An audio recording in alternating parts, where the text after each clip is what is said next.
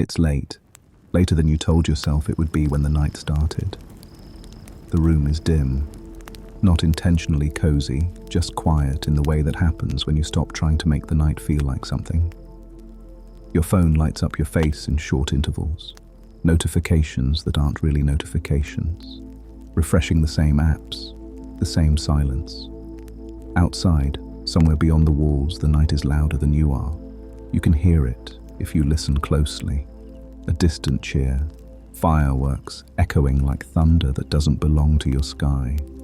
The sound of a city proving to itself that something is happening. And you're here, with no plans, no countdown to attend, no room you're expected in, no moment waiting for you to arrive. Just watching the clock move toward midnight like it's moving toward a verdict. And what hurts isn't just that you're alone.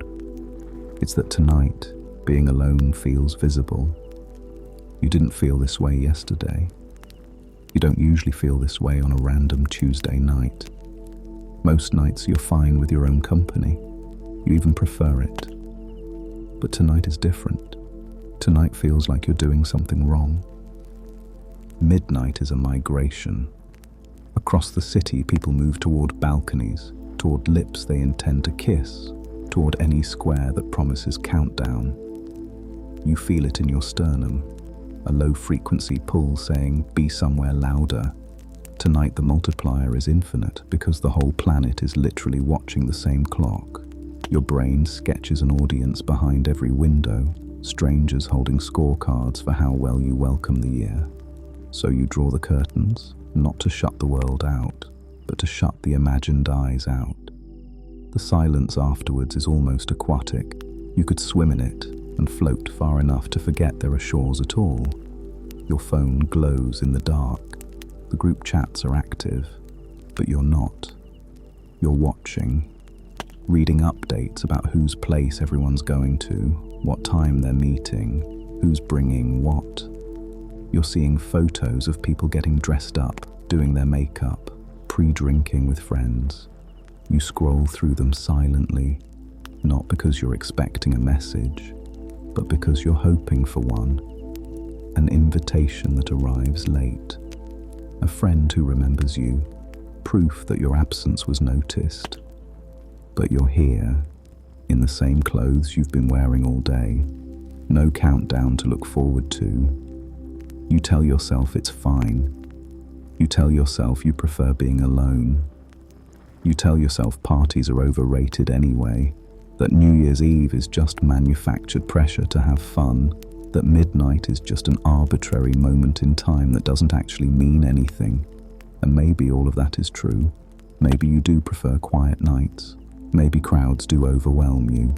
Maybe you genuinely find more peace in solitude than in celebration. But tonight, that solitude doesn't feel peaceful. It feels exposing. Because you're not just alone, you're aware of your aloneness in a way you're not on other nights. You're imagining how it looks from the outside and narrating your own absence. This is the specific texture of New Year's Eve without plans. Not just loneliness, but visibility and invisibility. Not just being alone, but feeling watched while being alone. Pause. Put your hand on your chest. Feel the drum. That is not fear of missing out.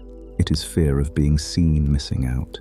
You picture ex-lovers, old classmates, future employers somehow collating your absence into a dossier labeled "couldn't even manage to celebrate." None of them are thinking about you, but the brain would rather hallucinate critics than risk real ones. So you stay inside the dim room of your apartment, waiting for a show that never starts. You are trapped in the looking glass. The looking glass self, articulated by Charles Cooley, is that we don't experience ourselves directly. We experience ourselves through how we imagine others see us. We hold up a mirror that reflects what we think their judgment might be, and that reflection becomes part of how we understand who we are. On most nights, that mirror is dim, manageable. You live your life without constantly wondering how it looks from the outside. But on New Year's Eve, that mirror lights up. Suddenly you're hyper-aware of how your evening might appear to others. You're imagining conversations. What did you do for New Year's? And the answer, nothing, stayed home, no plans, feels like an admission of something shameful. You're alone, but you're not experiencing that aloneness privately. You're experiencing it as if through someone else's eyes. You're watching yourself from the outside, narrating your own isolation. And the narration sounds like failure. This is why even people who genuinely enjoy solitude struggle on this particular night.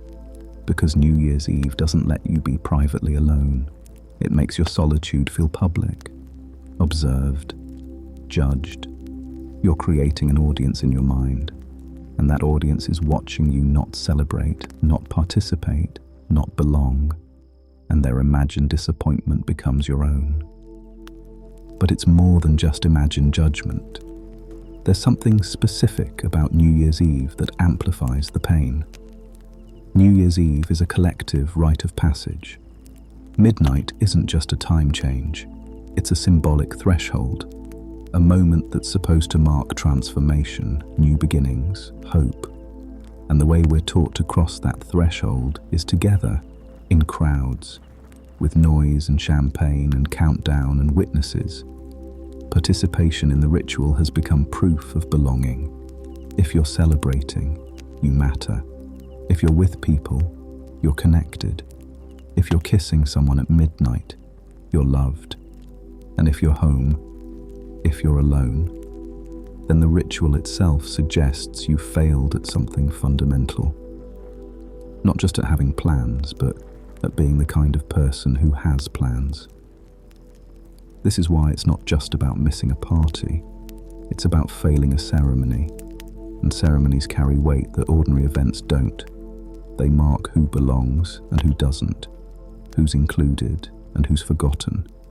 You're not just missing New Year's Eve, you're missing your own initiation into the new year, and that absence feels like exclusion from something larger than yourself. And then there's what you're comparing yourself to. Everyone else's New Year's Eve is a highlight reel. You see the photos they post, dressed up, surrounded by friends, laughing, toasting, glowing with belonging. You hear the noise through your walls, music, shouting, celebration.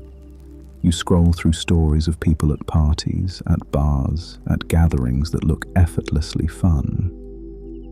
What you don't see is the anxiety some of them feel, the forced enthusiasm, the pressure to perform joy, the exhaustion of making small talk with near strangers, the loneliness of being in a crowd of people you don't actually connect with.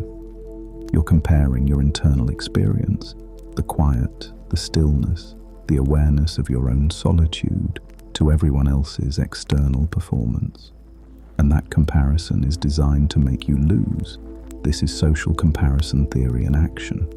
We evaluate ourselves by comparing ourselves to others, and the pain intensifies when the comparison targets are exaggerated, when we're measuring our messy, complicated interior reality against someone else's carefully curated exterior.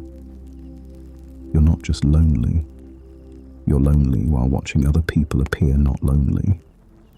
And that makes the loneliness feel like a personal failing instead of a human experience. There's something else happening as midnight approaches, something harder to name but impossible to ignore. Midnight on New Year's Eve isn't just a time, it's a reckoning, a forced moment of self-assessment. The year is ending, and you're supposed to have something to show for it. Growth, progress, change, connection. And if you're alone tonight, the question becomes, what does that say about who you are, about who you've become this year, about whether you're moving forward or falling behind?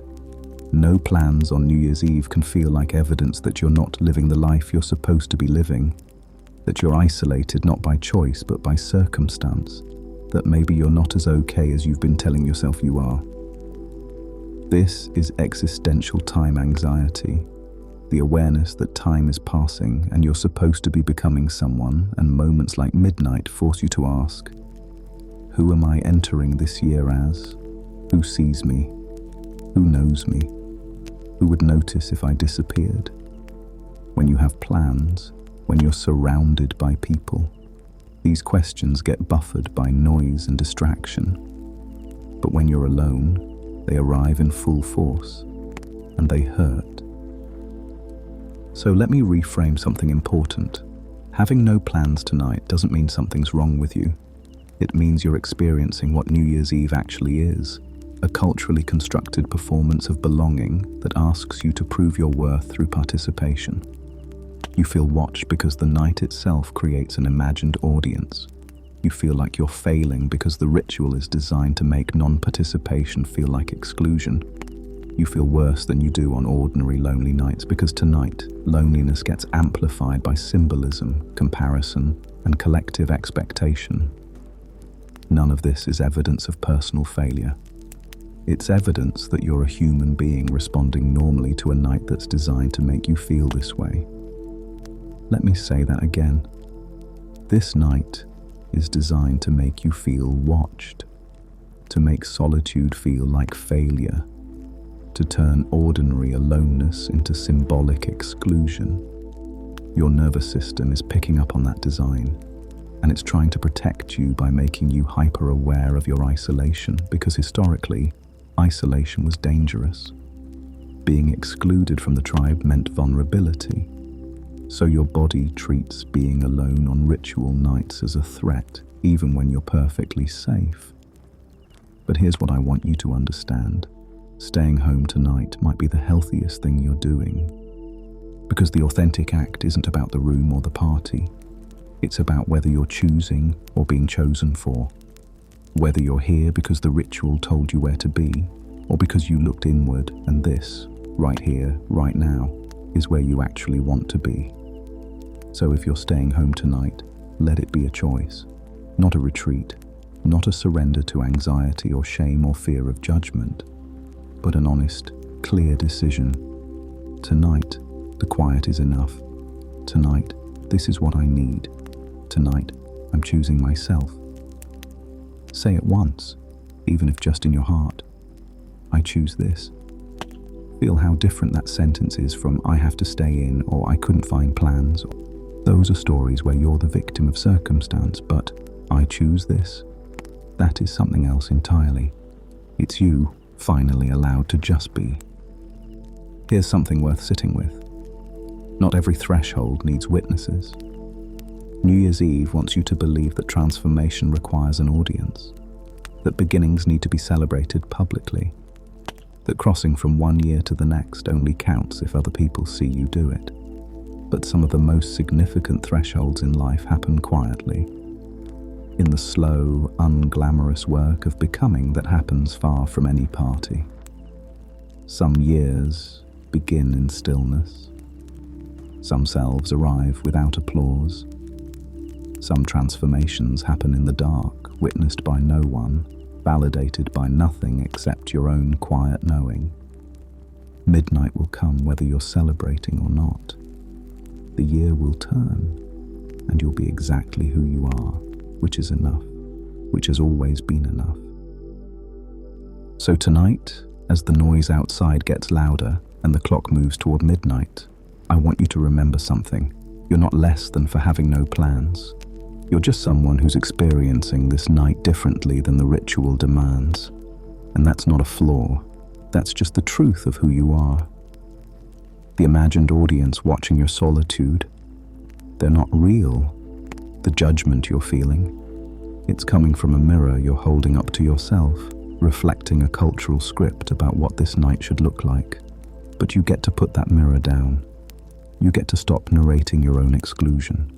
You get to let this be just a quiet night at home, nothing more. Midnight doesn't demand transformation. The new year doesn't require proof that you've earned it.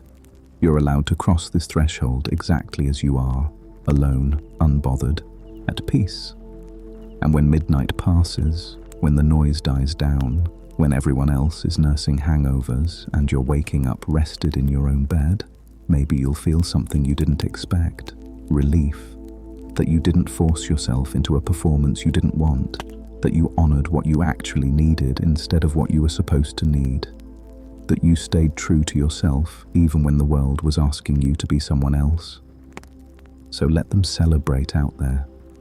Let the fireworks go off. Let midnight come and go. You're exactly where you need to be. Drift off or dive deeper.